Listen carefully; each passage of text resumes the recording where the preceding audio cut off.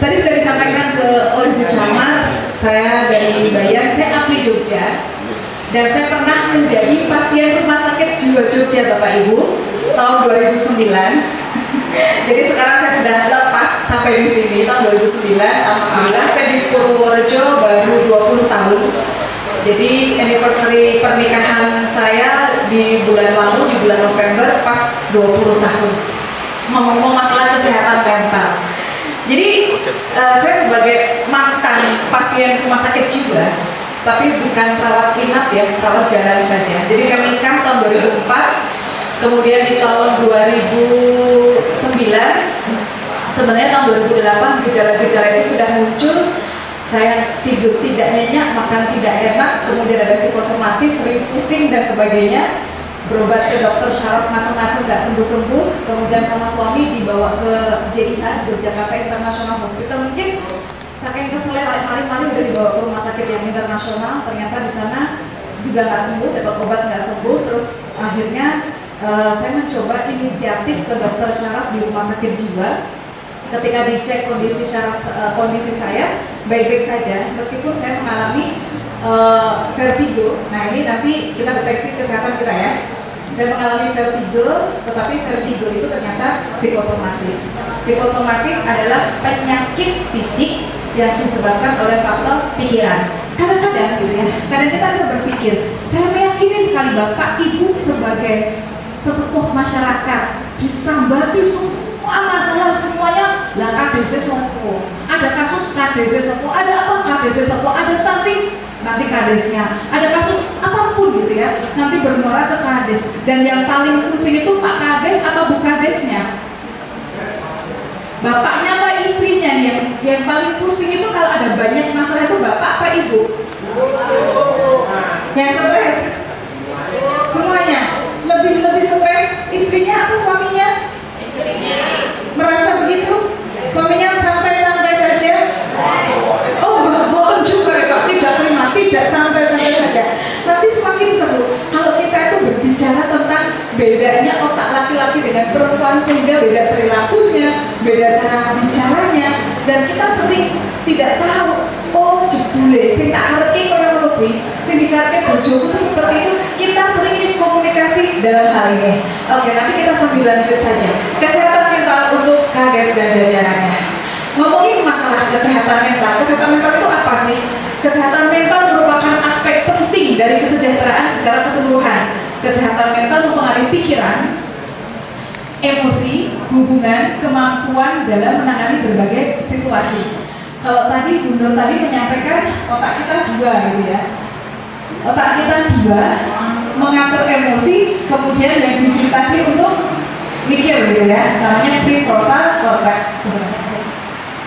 Yang satu bakal saya kalau sedikit evaluasi saja. Ada prefrontal cortex, kemudian ada amigdala mengatur emosi ya. Ini bagus ya. Mengatur emosi ini sangat penting gitu ya. Ketika kita sudah mendapatkan amigdala di sini, otak manusia di sini, ibu-ibu yakin suami pasti bertekuk lutut kepada istri. Kalau kita sudah dapetin amigdalanya atau otak reptilnya atau otak kecilnya, begitu pula sebaliknya Pak. Istri itu gampang kletok-kletok Pak. Ketika sudah kita pegang area otak emosinya di sini, ketika sudah kita pegang itu apapun gitu ya, apapun yang Bapak sampaikan itu istri akan nabut dan ini akan menjadi seru, gitu ya. Oke. Kenapa pikiran mempengaruhi emosi? Jadi begitu kita ada perasaan sedih gitu ya, kita sedih, kemudian sedih itu direspon oleh 3 otak kita. Kemudian respon 3 otak itu yang terdiri dari prefrontal cortex, batang otak, dan amigdala atau otak emosi itu menyebabkan pikiran. Kemudian pikiran itu menjadikan perilaku, perilaku menjadikan takdir. Nah, takdir itu kan bisa diubah dan tidak bisa diubah. Pikiranmu adalah takdirmu. Jadi nanti apapun kondisi masalah yang kita hadapi, kita samakan persepsi, kita bikin enjoy. Dengan cara apa? Kita akan belajar bersama. Ketika kita butuh kesehatan mental sebagai sesepuh masyarakat, tetapi jika begini warganya, bagaimana bisa menjaga kesehatan mental kita? Yang dijumpai seperti ini Pak, warganya Pak,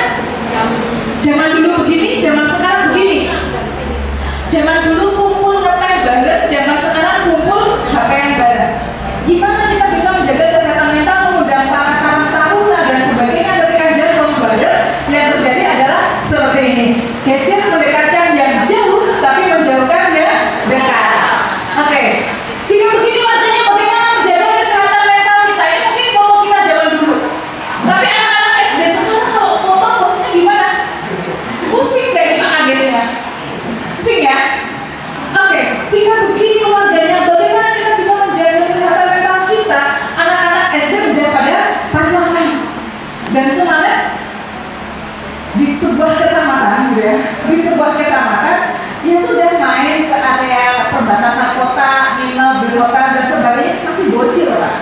Ketika didatangkan ya, didudukkan dan sebagainya, mengaku dengan melakukan dengan ya kok suka sama suka, jadi nggak bisa dikasuskan pelecehan seksual dan sebagainya. Belum kasus yang viral di media sosial kemarin yang murid itu ya dan sebagainya. Kalau kita telusuri lebih dalam gitu ya, memang kondisinya banyak seperti ini, banyak dijumpai seperti ini. Anak-anak kecil sudah pada pacaran. Bagaimana lagi? Kadesnya lagi yang bingung. Jika begini bagaimana menjaga kesehatan mental kita? Tadi Bunda juga menyampaikan, bocil-bocil itu sekarang udah pada pinter. Dan kemarin saya disambati anak TK Pak, usia 5 tahun itu sudah bisa melakukan hubungan lewat belakang. Laki-laki dengan laki-laki. Jadi anak ini umurnya 5 tahun, satunya 6 tahun. Dan kasus-kasus yang begini saya sering menjumpai. Ada yang melakukan dengan paham, ada yang melakukan dengan tidak paham. Yang dilakukan itu tidak paham itu cerita ke orang tuanya gini. Bu, jebul ini kau yang menukui alat kelamin itu ini ada anak kecil ya. Itu bisa dilebokkan Bu, tapi tadi tidak bernomor dari perwis gitu ya dan sebagainya. Kemudian ibunya ngecek kondisinya merah dan sebagainya. Oh Israel perwis kok ngendi diajarin sopo dan sebagainya, mau nonton terus mau yang menukui nggak kaya dan sebagainya. Ini yang tidak paham. Tetapi ada juga si kecil-kecil bocil kecil-kecil seperti ini, mereka mengajak temannya ya tukeran udah aku besok punyamu, kamu besok punyaku. Saya belum kayak gini Pak, karena dulu saya pernah di BPA ya, kemudian perempuan dan perlindungan anak. Jadi ya begini jika begini makanya bagaimana menjaga kesehatan mental kita. Ini cinta ditolak, murid SG itu mau bunuh diri. Kemudian juga lagi ya, kemarin ada kasus ya, tapi bukan karena cinta ditolak ya, karena pinjaman online ya. Oke? Jika begini lagi, warganya bagaimana menjaga kesehatan mental kita, pertumbuhan anak ya. Di Prambon ini, tetapi di Purworejo juga saya rasa ada beberapa kasus gitu ya, dan mereka melakukan itu dengan sukarela. Mereka melakukan dengan sukarela, tidak dengan terpaksa, jadi ya nggak apa gitu ya dan sebagainya. Oke, seperti ini fakta dukun aborsi ya di Magelang dekat sama kita, area kita. Tingginya hubungan seks remaja masa kini kalau kita melihat dan kasus HIV/AIDS di Purworejo dalam zona merah. Jadi sekarang sudah banyak anak-anak SMP, remaja, usia SMA dan usia kuliah itu yang sudah terinfeksi HIV/AIDS dengan penularan apa? LSL, laki sama laki, dan itu ternyata banyak. Siapa pelakunya? Justru mereka anak-anak yang menjadi aktivis, jadi dia kan biasanya nggak boleh ngomong.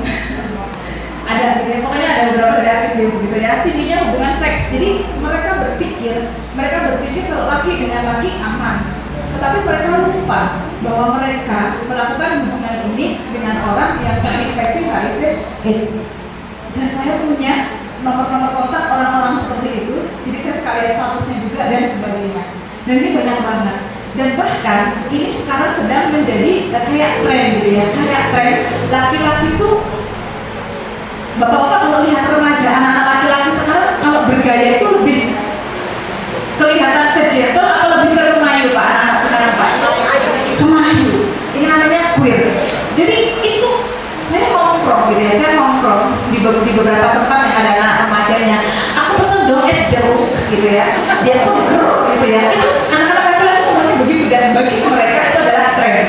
Kemudian waktu saya ngisi di level SMA di Purworejo, itu ada anak laki-laki cerita ya tentang kasusnya tentang materi yang saya sampaikan memang sih mental juga, biar kita tidak overthinking dan tidak insecure. Kemudian ada yang cerita, saya dibully oleh teman saya sejak SMP. Terus saya tanya, kira-kira apa yang menyebabkan kamu dibully? Saya nggak tahu ya. Mereka bully katain kamu apa? Aku dikatain boti. Anaknya laki-laki ya. Aku dikatain boti ya. Terus menurutmu yang membuat mereka ngatain kamu boti apa? Mungkin karena pakai skincare kali ya. Mungkin itu gitu ya. Saya cek bapaknya tentara loh. Kurang laki apa ya, tentara gitu ya. Bapak saya juga tentara ya. Bapak saya dulu mendidik saya salah, durus dewe. Daftar sekolah, bapak saya cuma di pos satpam, lebu dewe, stok mape dibawa, kok takon kalau kayak lebok keleri. Bapak saya ngobrol dengan satpam. Menurut saya tentara itu didiknya laki banget. Tapi di zaman sekarang disebut generasi strawberry gitu ya. Generasi yang good looking, penampilannya bagus-bagus, remaja-remaja sekarang pinter, tetapi mentalnya lembek.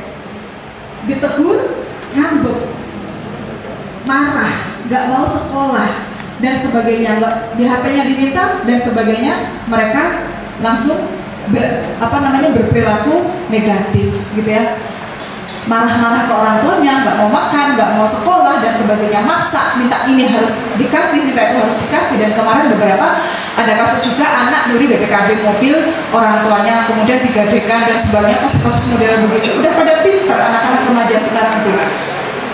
Jika begini warganya, bagaimana menjaga kesehatan kita? Mabuk, cap tikus, dan lem HAM, polisi amankan 3 pemuda di Minut.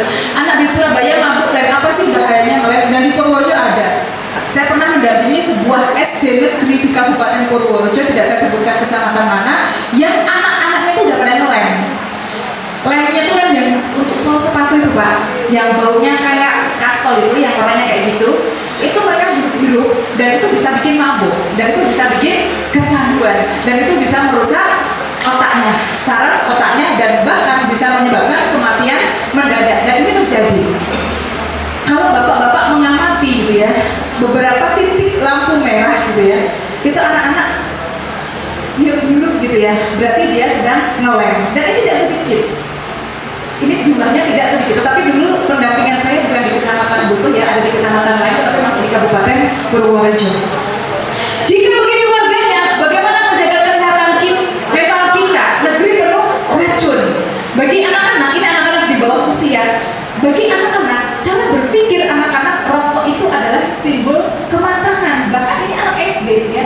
Saya juga kemarin di sebuah SD negeri di Kabupaten Purworejo, juga anak-anak kecil, bocil-bocilnya sudah merokok. Kemudian mereka juga menggunakan narkoba gitu ya, dan bahkan anak-anaknya gitu ya, anak-anak itu menanam ganja di kebun ya, itu membuat orang lain tidak curiga. Siapa pelakunya yang menanam ganja ini? Anak bocil, anak baru kelas 5 SD. Mereka cerita sendiri.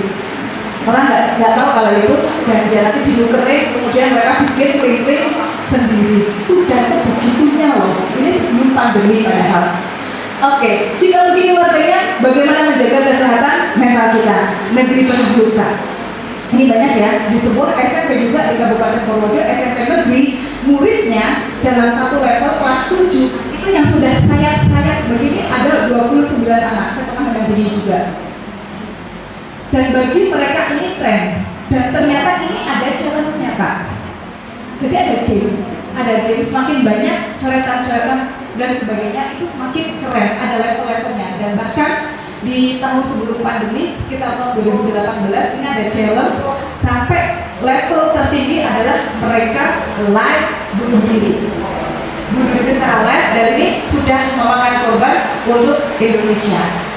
Kemudian mereka ketika saya tanya menggunakan apa, ada yang menggunakan gunting, ada yang menggunakan cutter, ada yang menggunakan potongan penggaris, ada yang menggunakan macam-macam kaca gitu ya. Ketika saya tanya gitu ya, biar apa? Pengen aja gitu ya, kayak teman-teman. Jadi kadang-kadang mereka melakukan seperti itu nggak tahu tujuannya, kadang-kadang hanya ikut-ikutan saja.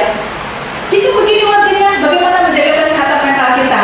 Peran fitur stories, media sosial, platform narsis.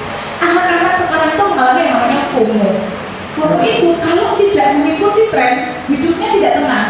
Aku belum update status di kafe baru yang viral itu. Sekarang yang lagi viral apa? Coklat Turki, coklat Dubai. Ya, harganya kalau di online 120.000, ada yang 400.000. Mereka kalau belum posting makan coklat itu bagi mereka itu bukan tren, dan mereka ada kekhawatiran aku nanti tidak diakui oleh teman sebayaku. Dan ketika saya ngobrol dengan anak dari Butuh dulu yang sempat viral juga, saya nggak tahu Pak Kadesnya itu apa tidak? Ada. Itu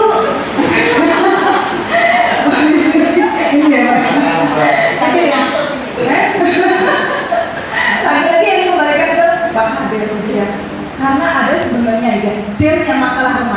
itu ketika mereka masih anak-anak, dan Purworejo pernah menjadi sampel penelitian internasional gitu ya.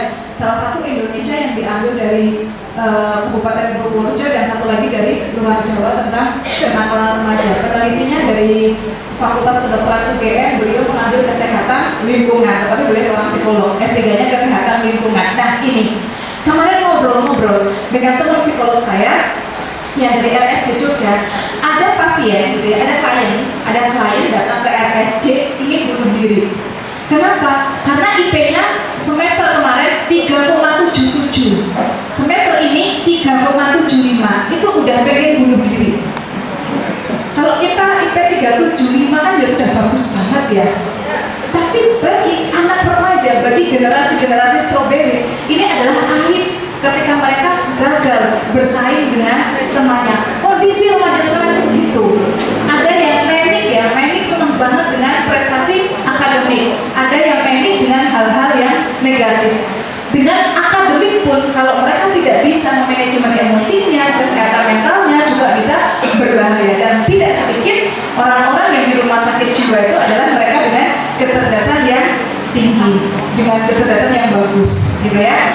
Oke, platform narsism itu namanya bagian dari gangguan jiwa. Dan narsis dulu ya, hati-hati ya bilang narsis. Jadi narsis itu adalah orang Yunani yang dia itu sangat ganteng, kemudian banyak dipuji oleh orang, kemudian akhirnya dia mengagumi dirinya sendiri, kemudian dia telanjang bulat. Ketika dia telanjang bulat, dia ngaca di atas danau karena waktu itu belum ada kaca.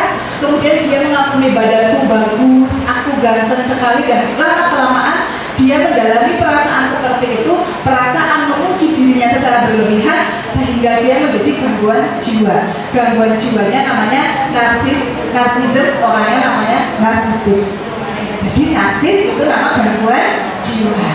Terapi untuk orang yang mengalami gangguan jiwa adalah healing. Hati-hati kalau bilang healing. Mau kemana? Healing berarti sedang mengalami gangguan jiwa.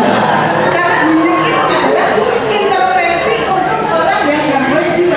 Healing. Healing berarti sedang gangguan jiwa.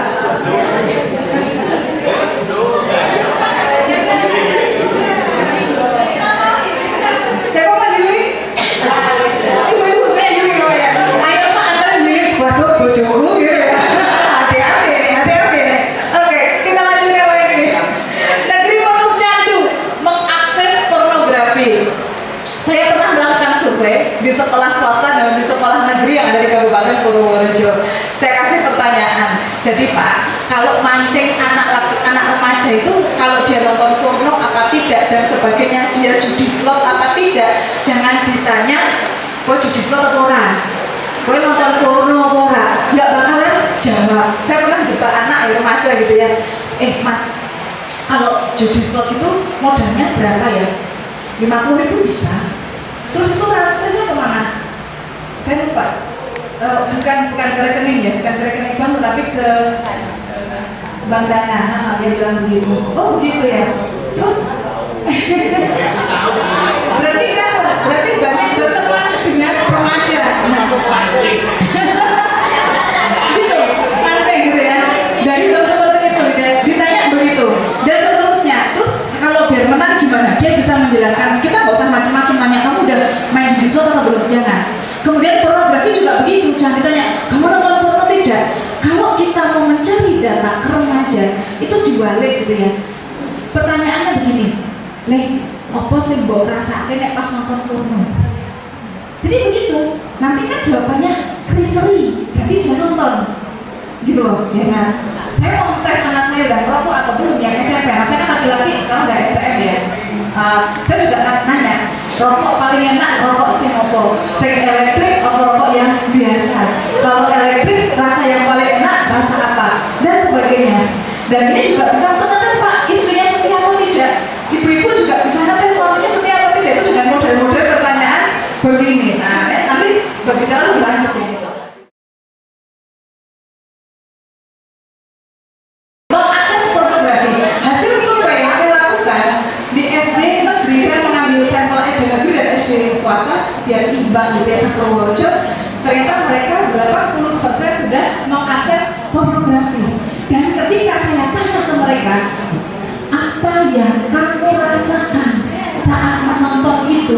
Dia jawab gini. Apa yang kamu lakukan setelah nonton itu? Dia bilang, ini anak SD kelas 5 Bu. Anak SD kelas 5. Dia bilang apa? Saya kemudian kayak gitu. Terus saya tanya, menggunakan apa? Pakai roti. Saya tuh nggak tahu Pak, bayangannya kayak gimana ya? Pakai roti. Belum lama saya diminta mendampingi anak-anak SD yang sudah menggunakan sabun, sabunnya pada bolong-bolong. Tetapi usianya baru kelas 2 SD, baru kelas 3 SD itu Purworejo ini.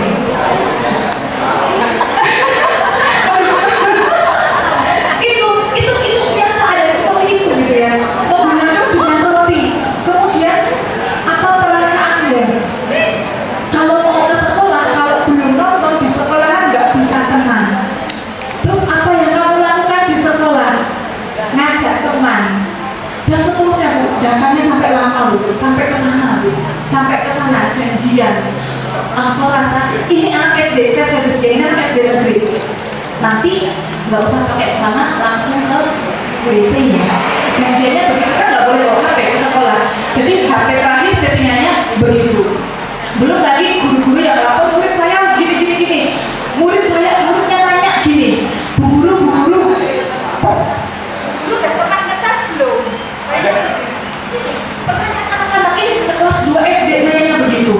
Udah pernah ngecas belum? Ngecas apa? Ya pernah, kan punya HP, kan punya laptop. Bukan ngecas yang namanya begitu. Ini terjadi. Kemudian negeri kehilangan adab. Ini banyak kasus seperti ini. Jika begini warganya, bagaimana dengan kesehatan mental kita? Anak-anak kecanduan gadget. Dan ini banyak sekali anak yang akhirnya tidak mau sekolah gara-gara dia lebih asik main HP dan sudah sampai kecanduan. Ada saya pernah punya murid tetapi hanya bertahan beberapa bulan karena saya nggak sanggup. Jadi dia sakau Pak. Dia sakau ketika dia melihat HP atau laptop tetapi dia nggak pinjam. Dia sampai begini. Kayak gitu. Serius saya punya kayak gitu. Nanti kalau udah dikasih HP itu begini. Selama tidak dikasih HP dia betul-betul kayak ayam dipotong kayak gitu. Ini nyata. Ini umurnya waktu itu 6 tahun perempuan. Saya nggak sanggup, 3 minggu saya pengen di sekolahan saya. Akhirnya saya kembalikan ke orang tua. Jadi orang tuanya ini ibu kades ya. Ibu kalau hamil jangan sering-sering pegang HP. Kenapa? Karena radiasi yang dihasilkan oleh HP itu direspon oleh otak, gelombang otak. Kan begini nih, begini kan. Nah ini radiasi gadget, kan orang pegang HP gini. Radiasi gadgetnya itu direspon oleh gelombang otak si jabang bayi. Jadi kenapa yang dinamakan Gen Z itu melek teknologi dan alpha teknologi karena otaknya sudah akrab dengan radiasi gadget sejak dalam kandungan. Makanya anak-anak Gen Z itu tidak usah diajari HP, dia bisa. Kan begitu? Tapi siapa pemulanya? Orang tua. Kemudian kalau sedang istri yang menyusui, bapaknya juga jangan main HP di sebelahnya. Nanti disampaikan ke ibu-ibu kader, kalau menyusui gitu ya, suaminya dipanggil disuruh mendampingi. Kenapa? Karena kualitas asinya beda. Kualitas asi ibu yang menyusui, suaminya di sampingnya, kemudian neneknya semoga sehat dan sebagainya, itu kualitas asinya menjadi 98%. Ini penelitiannya ada, jurnalnya ada kali. Tetapi ibunya menyusui, bapaknya di sebelahnya, kemudian main HP saja, tidak mempedulikan, itu kualitas asinya hanya 28%. Dan ini berpengaruh pada tumbuh kembang, berpengaruh pada psikologis anak. Karena asinya kualitasnya rendah, metabolisme menjadi tidak bagus. Metabolisme tidak bagus menjadi sakit-sakitan. Anak sakit-sakitan menjadi kurang gizi dan sebagainya. Ini bisa ditelusuri gitu ya, pola asuh untuk mencegah stunting. Maka yang dibutuhkan agar mental kita supaya sehat adalah membangun relasi yang mendukung. Ini yang dibutuhkan. Dan ini bagus, suami istri datang di sini berpasangan, ini bagus karena kuncinya adalah di sini.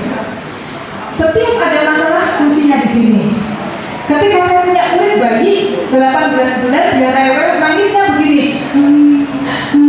Kayak gitu ya. Sekolah saya dari bayi 3 bulan. Yang saya panggil orang tuanya, ibu sedang ada masalah dengan suami. Enggak ya. Yakin. Dan sebagainya, nangis. Oke, kita ngobrol di kantor. Setelah ngobrol di kantor, ketemu deh titik tengahnya harus bagaimana dan akan bagaimana.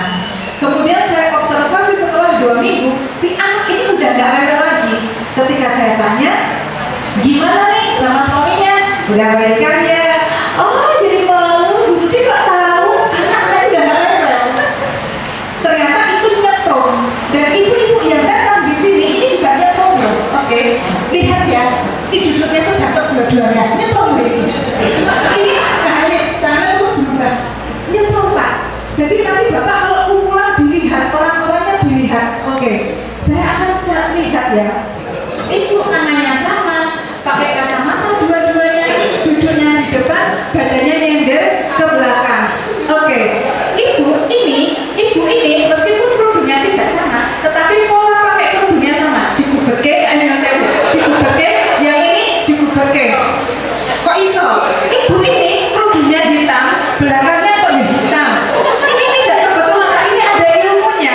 Oke, sampai di sini. Baik. Di sini bajunya ya coklat-coklat, nggak ada kuning-kuningnya, tidak harus sama persis ya. Yang di sini seperti itu. Oke.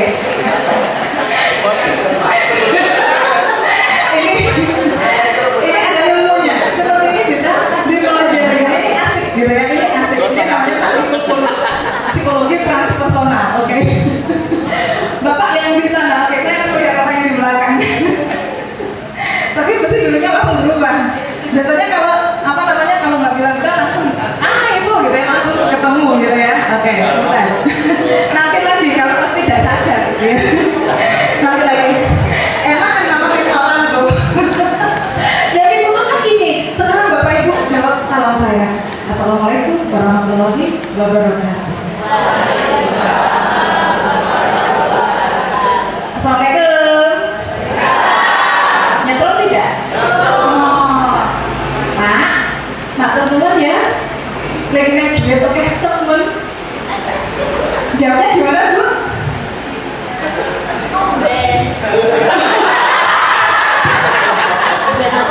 Tumben temen gitu ya.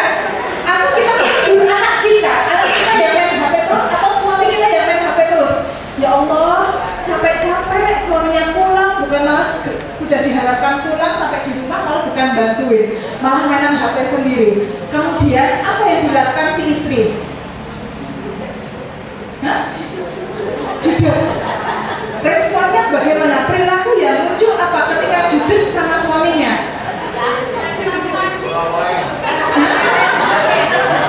Gimana? Bilangnya apa? Kalau lagi judul sama suami bilangnya gimana? Diam saja. Oke, Pak, kalau istrinya diam saja tahu nggak kalau dia lagi ngambek? Tidak tahu. Bu, Pak, saya kan nikah 20 tahun ya. Kalau sekarang 20 tahun dulu, saya sudah punya anak 3.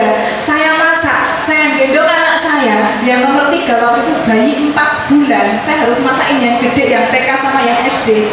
Suami saya tuh ngopi Pak, duduk nggak bantuin saya, padahal saya lagi goreng tempe, gendong anak. Suami saya tuh duduk jaga sambil ngopi ngeliatin saya. Itu suami yang perlu dipertahankan nggak yang seperti itu? Perlu Pak. Kenapa perlu dipertahankan Pak? Enggak mungkin istrinya kan tidak mengatakan kepada suaminya mau berbuat apa. Mungkin suami yang mengatakan, tapi tetap dipertahankan. Perlu dipertahankan. Bu, suami yang tidak mengerti, yang tidak mengerti itu apakah perlu dipertahankan? Tidak. Ganti. Oke. Ganti itu. Kalau ganti, saya bilang ke suami saya ngentas tempe goreng, saya gendong anak, tangan anak saya tuh gitu kan bahaya ya Bu ya. Minyaknya panas. Saya tanya ke suami saya, Mas, diwangi sopora. Kira-kira kalau suaminya ibu-ibu dikatain begitu, responnya gimana? Mau nggak? Kalau istrinya bilang begitu ditolong nggak Pak? Ditolong. Suami saya juga nolong. Tapi suami saya itu ngomongnya gimana? Orang ngomong kan mau dede. Padahal saya melihat dengan mata kepala saya sendiri, suami saya tuh melihatin saya loh. Saya bilang pepe, kok saking ayunya gitu ya. Saya gimana kok bocok ayu banget gitu ya. Terus anggaplah begitu. Jadi gini Bapak Ibu, butuh komunikasi secara verbal. Kalau ngomong sama suami, ngomong sama anak laki-laki, ngomong sama warganya, ngomong ke perangkatnya, itu kalau laki-laki harus dengan bahasa verbal. Jangan dibatin. Dia tidak tahu. Kenapa dia tidak tahu? Karena area otaknya beda. Laki-laki area otak J, abu-abu, perempuan area otaknya white. Laki-laki suka to the point, Pak. To the point. Suami saya saking to the point. Ibu-ibu, suaminya kalau ngomong nyelkit tidak.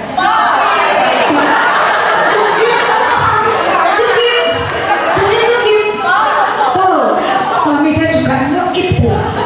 Masa saya capek-capek masak, coba. Saya mau ngisi di rutan anak, rewang saya pas ibu saya masakin murid saya yang ratusan itu. Jam 9 saya ngisi HKN, saya harus masak, habis itu saya ngos-ngosan makan bareng dengan suami saya. Sayurnya kalau broken disambi macam-macam, overcook, mateng, lodok itu mau ya. Suami saya bilang apa? Dek, sayurnya enak tapi lobrok. Kita capek masak, nggak punya rewang dengan masakin yang banyak. Terus suaminya komentar begitu, sakit hati tidak? Dek, sayurnya enak lobrok, sakit hati nggak Bu? Sakit. Pak, istrinya sakit hati Pak. Jebulannya digoyang sakit hati Pak. Apakah bapaknya niatnya menyakiti hati istrinya jadi kayak hanya untuk disakiti Pak?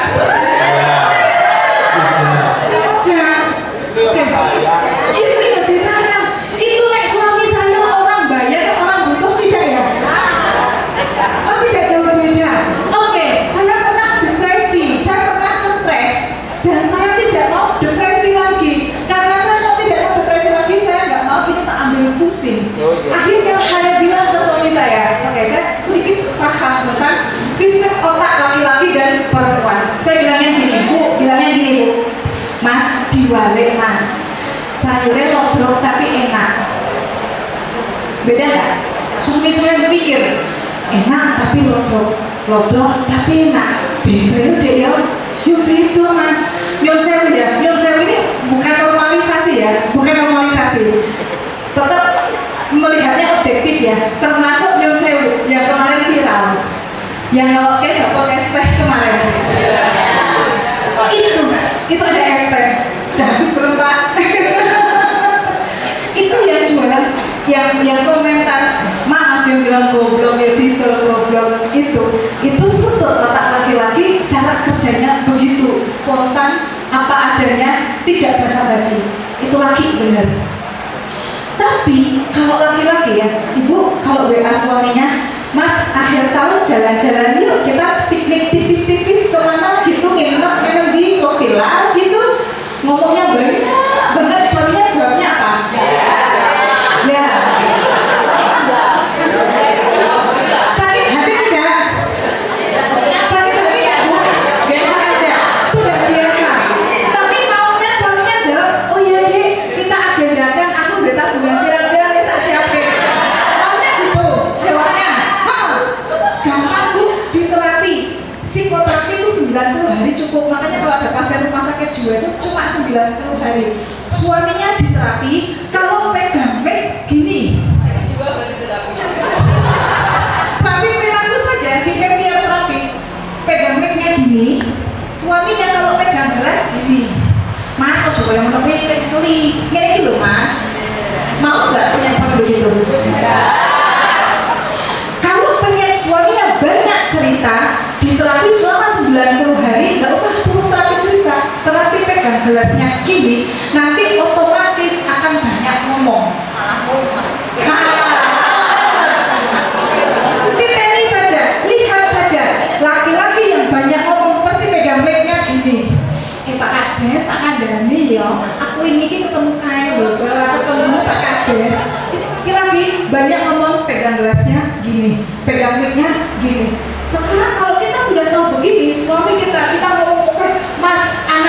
bla bla bla bla bla bla bla.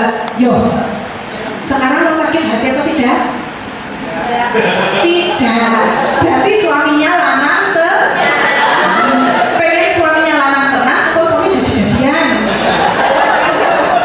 Sekarang mau sakit hati atau bersyukur punya suami yang cuma bilang ya. Alhamdulillah begitu. Berarti dia laki-laki beneran. Oke, kita lanjutkan. Diterima. Oh, dia mau sama kita juga cuma dia loh.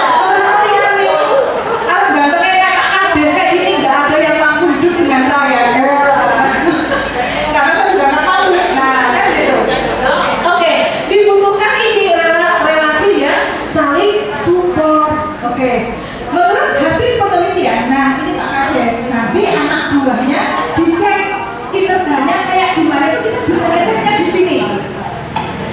Penelitian yang dilakukan oleh Front dan Cooper menjelaskan bahwa kepuasan kerja dan kepuasan keluarga mempengaruhi secara positif dan signifikan.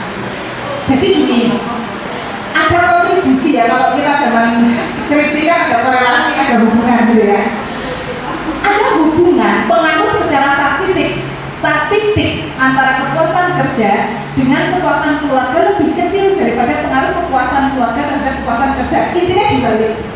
Intinya kalau orang itu puas dengan keluarganya, kinerjanya bagus.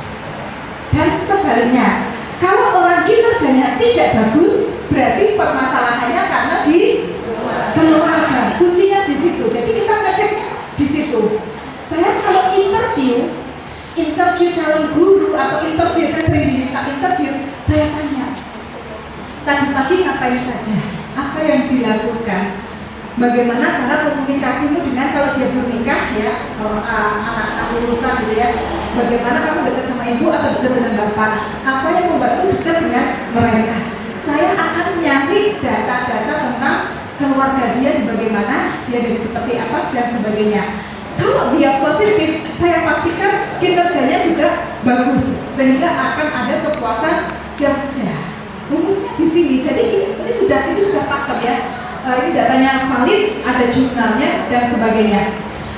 Kemudian kita lanjutkan. Keluarga merupakan karir terbaik kita. Keberhasilan kita dalam bidang apapun selalu dipengaruhi oleh keberhasilan kita dalam kehidupan keluarga. Contoh. Ini bukan saru ya, bukan saru. Ibu-ibu, kalau suaminya habis ditolak, paginya ngambek tidak?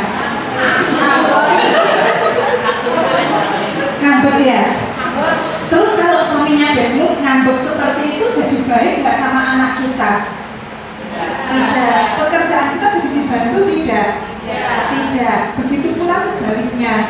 Kalau malamnya habis ibadah khusus ya, malamnya ibadah khusus, paginya jadi baik banget sama kita, jadi ramah sama kita, jadi membantu pekerjaan kita, ya, iya. Kenapa?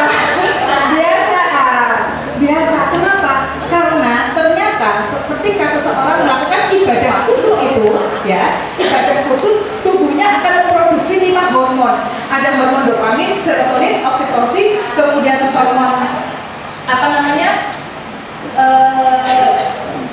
5. Oksitosin hormon kasih sayang, kemudian dopamin hormon senang, endorfin hormon gembira, kemudian serotonin hormon tenang. Kalau dopamin hormon senang, serotonin hormon tenang. Itu hawane pengen sayang sama pasangannya.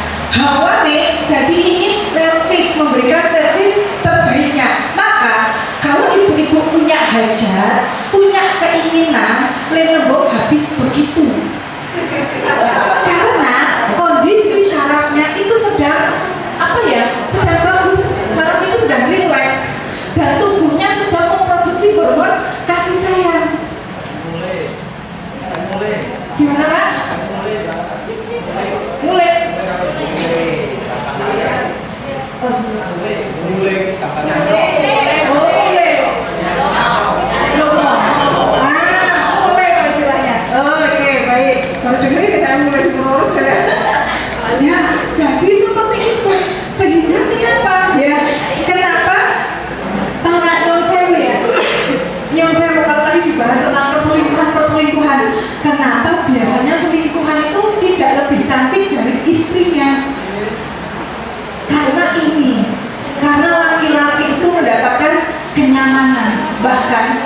Bu ya.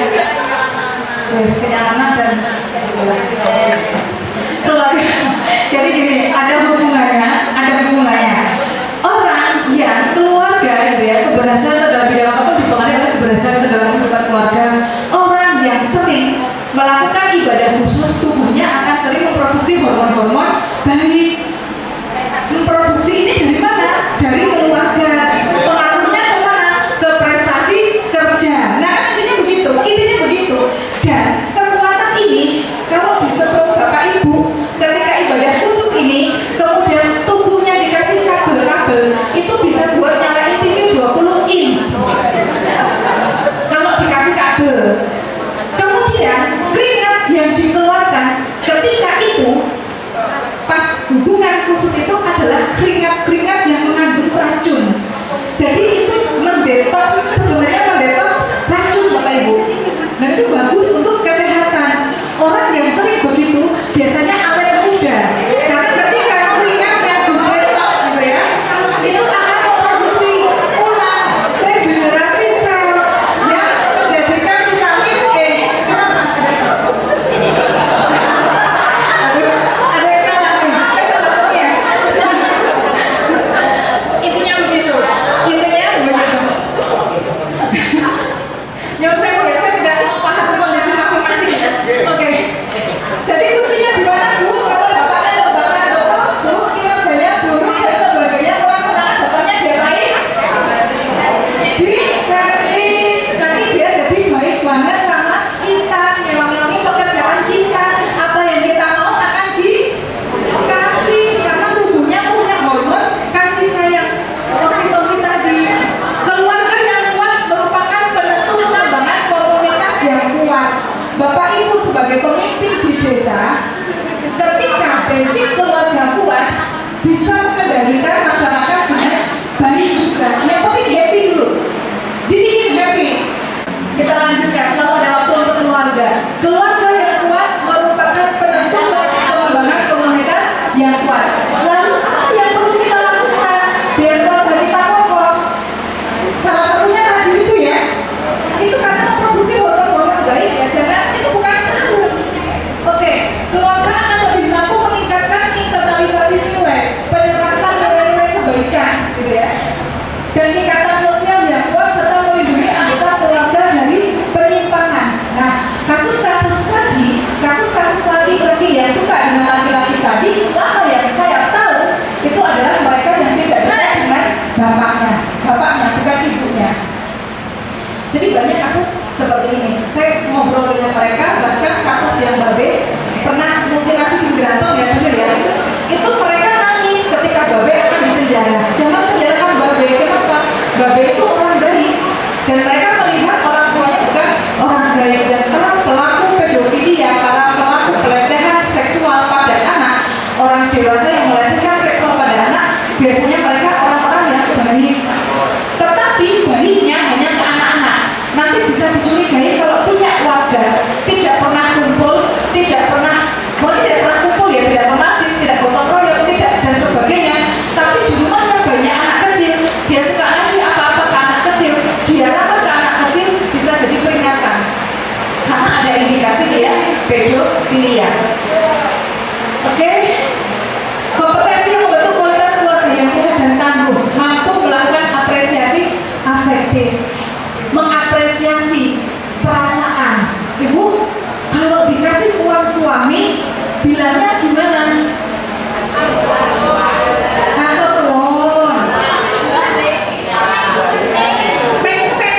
Pak, sebagai laki-laki dijawab dengan jujur. Kalau memberikan istrinya bilang, kok peng semennya rasanya gimana? Tambahin.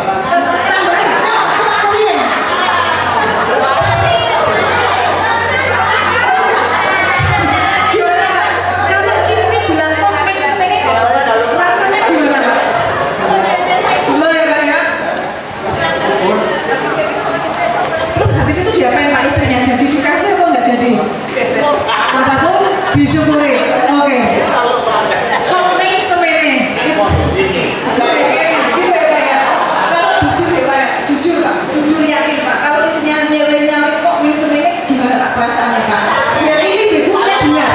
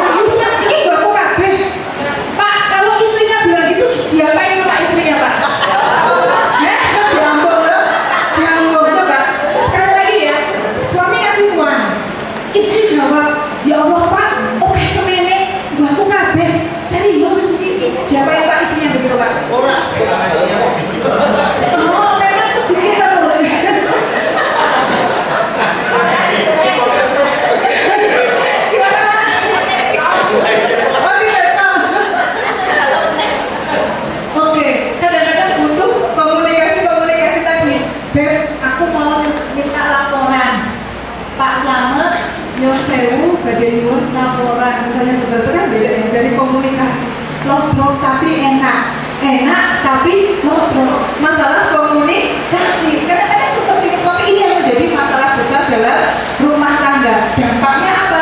Dampaknya pada kinerja. Kalau ada masalah ibu dan anak yang menjadi korban pertama siapa? Anak, pasti anak. Kenapa anak?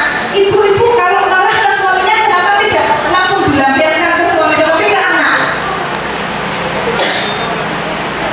Kenapa yang jadi korban anak? Oh, yang salah bapaknya kok anaknya yang dimarahin? Oh, daripada ribut terus anaknya bisa nih begitu.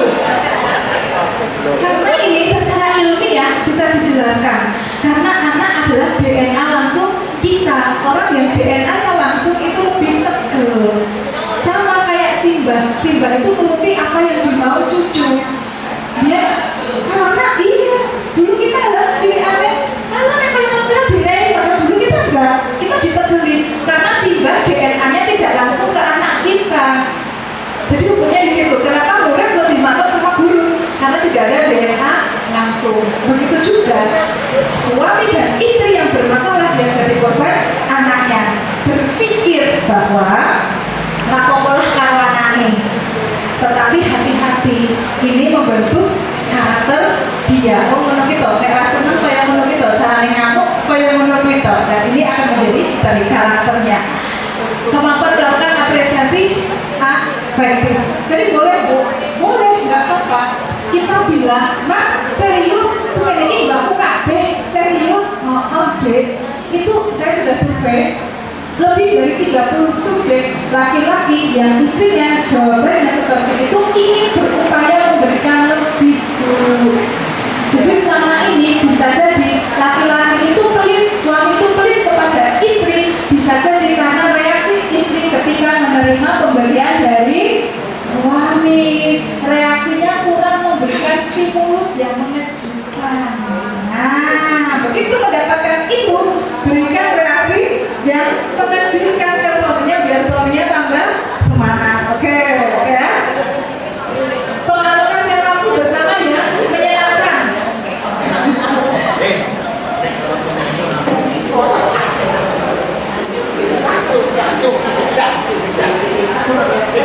Ya, waktu ya menyenangkan ya. Diajak jalan-jalan ya tipis-tipis lah, jalan-jalan tipis itu istri sudah bahagia banget ya. Apalagi dia sudah bangga ya apa jalan-jalan ya sama suami dan sebagainya, gitu ya. Kemampuan mengatasi situasi stres, krisis dan konflik ini otomatis. Kalau tubuh kita banyak mengeluarkan hormon baik, kita nggak gampang stres karena hormon stres itu hanya dikeluarkan ya epinefrin, sistem syaraf otonom, dilepaskan saat stres, terlibat dalam depresi. Begitu kita nggak suka, tubuh kita akan mengeluarkan hormon beracun, epinefrin, kortisol dan sebagainya. Jadi itu membuat kita tidak bahagia. Keluarga yang kokoh akan melalui setiap tantangan dengan orientasi menciptakan daya tahan. Ini yang penting. Jadi mau apapun gitu ya, godaan apapun kuat, daya tahannya akan bagus. Pasangan yang berbahagia 78% lebih mampu memahami dan mengerti ide kalau kata Bunda tadi ya, mudeng gitu ya. Kalau dia bahagia dulu, keinginan dan harapan pasangan ketika sedang konflik. Sementara itu, pasangan yang tidak bahagia cenderung menderita saat menghadapi konflik. Yo, biar meneh kalau koyo ngene, aku tidak koyo ngene, aku pantas di koyo ngene, aku ora berdaya. Yo, biar meneh kalau sabar koyo ngene. Jadi kalau menghadapi konflik dia lebih menderita. Beda dengan orang yang bahagia. Kita baca bersama-sama. 1, 2, 3. Oh, ternyata untuk menjaga kesehatan mental kita dalam menghadapi masalah apapun, maka butuh apa? Duit.